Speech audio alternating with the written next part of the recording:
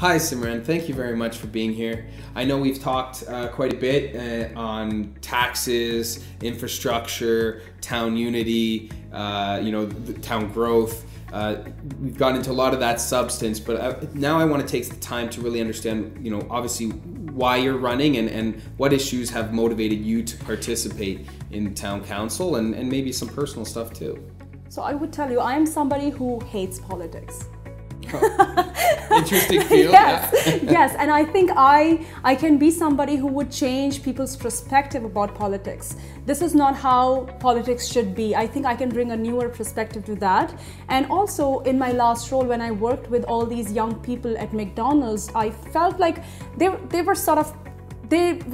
were not really feeling important and involved in the town, and they were not feeling heard. And through my interactions with all of these people, through all the workshops that I have been doing in the past year, I realized that we need to do something about it. We are a small town, we are a very close-knit community who's so involved and passionate about so many different causes. We raise money for so many different causes, but are we doing enough for the youth in our town? Are we addressing their issues? Are we paying attention to what are their needs and their wants?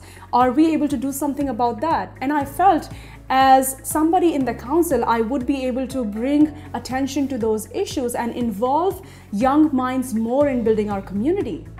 Yeah, that's fantastic. And you know what? A voice for the many demographics that this town has is quite important. So I'm glad to see that you're motivated to put your name in the hat and put the hard work in. And if you get elected, I'm sure you'll do a great job.